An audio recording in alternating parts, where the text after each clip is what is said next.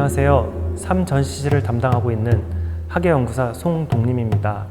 삼전시실은 한강유역에서 벌어진 백제, 고구려, 신라, 삼국의 각축과 한성 함락 이후의 백제 역사를 다루고 있습니다.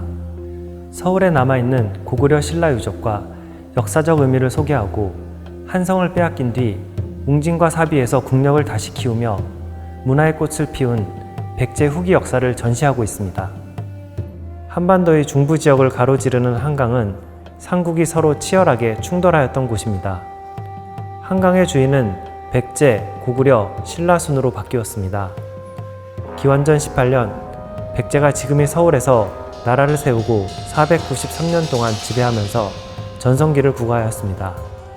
475년 고구려가 서울을 빼앗고 551년까지 76년간 남방 지출의 거점으로 활용하였습니다. 553년부터는 신라가 한강유역을 차지하고 중국으로 통하는 교통 군사 거점으로 활용함으로써 삼국 통일의 토대를 마련하였으며 이후 350년간 이 지역을 지배하였습니다.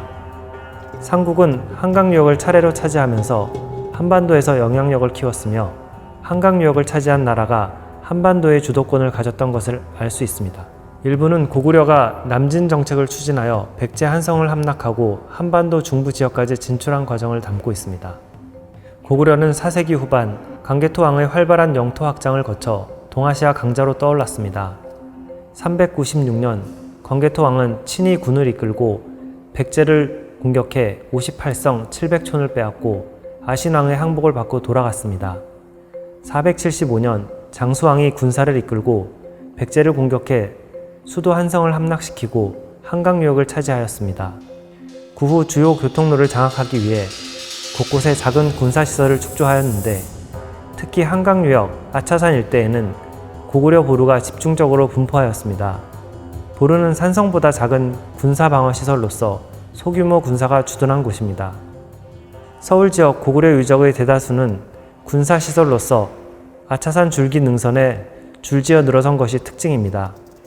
지금까지 아차산, 용마산, 망우산, 수락산, 시루봉, 구이동, 홍련봉 등 17개의 보루가 확인되었습니다.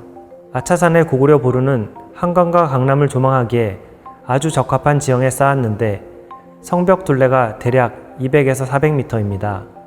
내부에는 저수시설, 배수시설, 온돌 구조, 방앗간, 대장간 등의 흔적이 남아 있습니다. 한강유역 부근에 집중적으로 분포하는 고구려 보루 유적을 통해 고구려 군사의 생활을 엿볼 수 있습니다.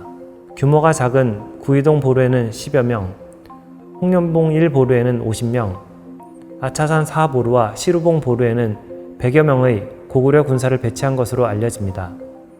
아차산 4보루와 구이동 보루에는 치, 배수시설, 온돌, 저수시설이 확인되었습니다.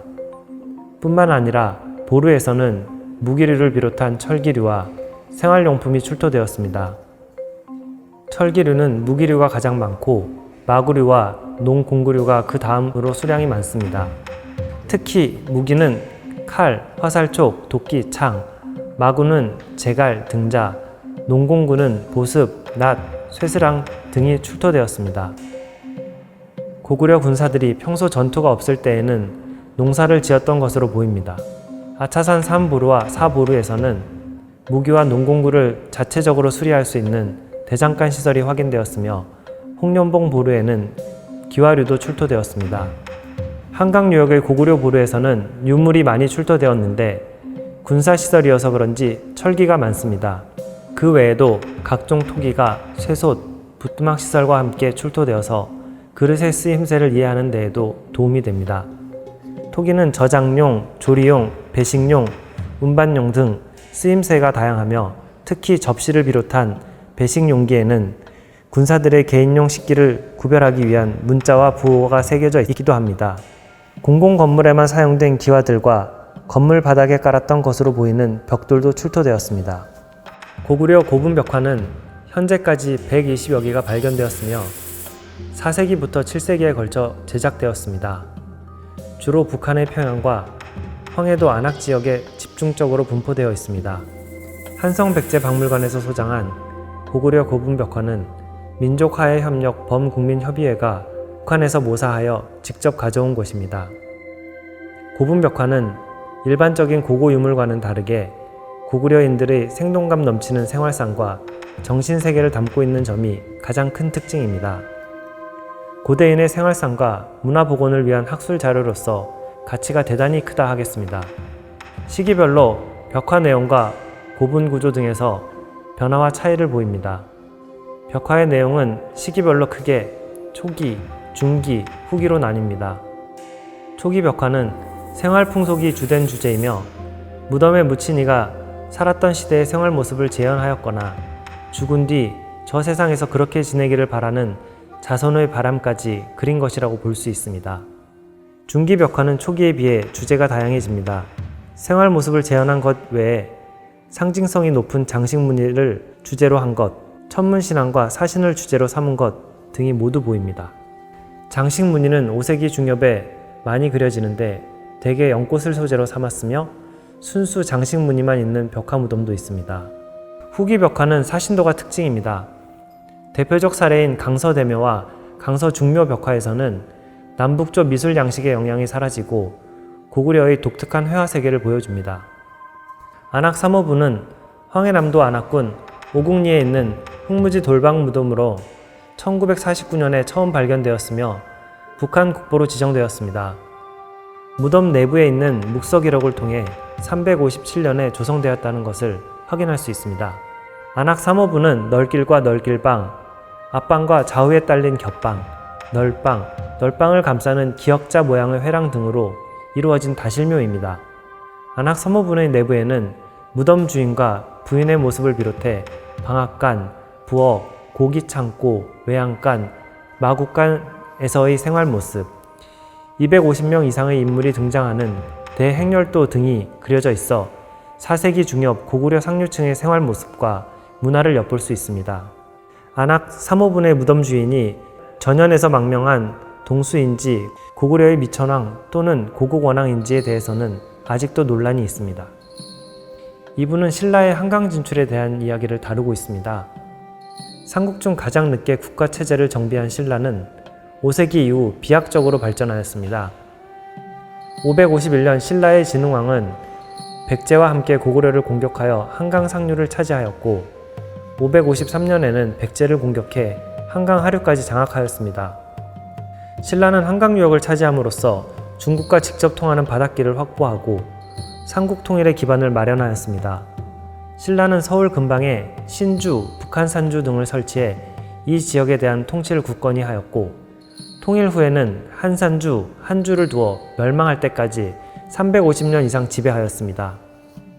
신라는 한강 유역을 방어하기 위해 행주산성, 이성산성, 오두산성, 남한산성, 아차산성, 호암산성 등 여러 성을 쌓았습니다. 여러 차례에 걸친 발굴 조사에서 삼국시대와 통일신라 시대의 다양한 유물이 출토되었습니다.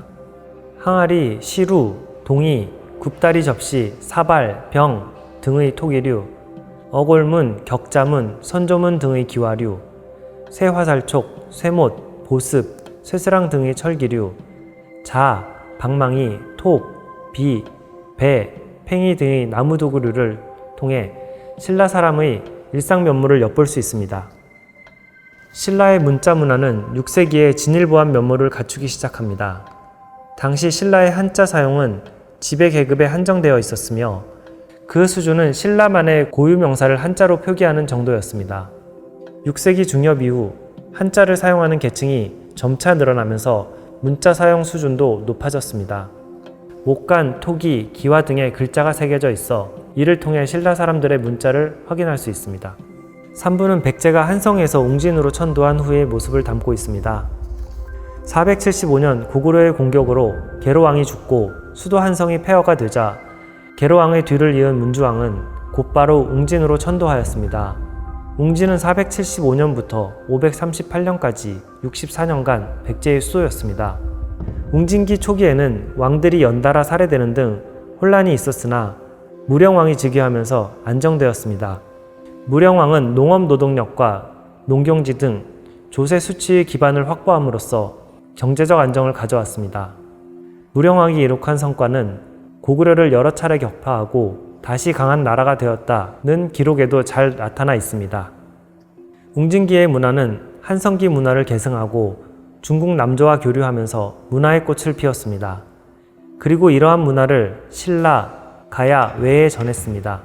웅진기 대표적인 유적으로는 왕릉인 무령왕릉이 포함된 송산리 고분군, 왕성인 공산성, 공주 도심 내의 대통사지 등이 있으며 대표적인 유물은 무령왕릉 내부에서 출토된 수천여 점의 부장품으로 중국계 유물도 다수 포함되어 있습니다.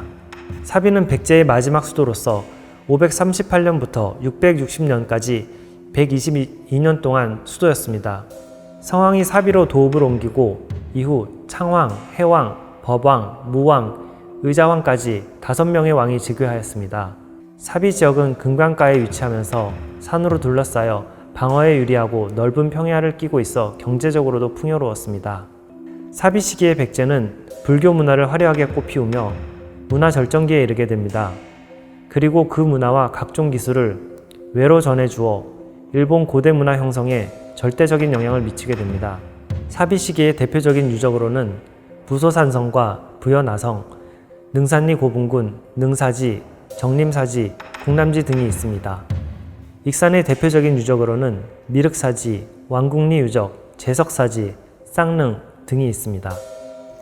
2000년 전 평야가 많고 땅이 기름지며 강과 바다를 끼고 있어 살기 좋은 한성으로 다양한 사람들이 모여들었습니다. 사방에서 모인 사람들은 서로 다른 말과 문화를 가지고 함께 모여 다문화 사회를 이루었습니다.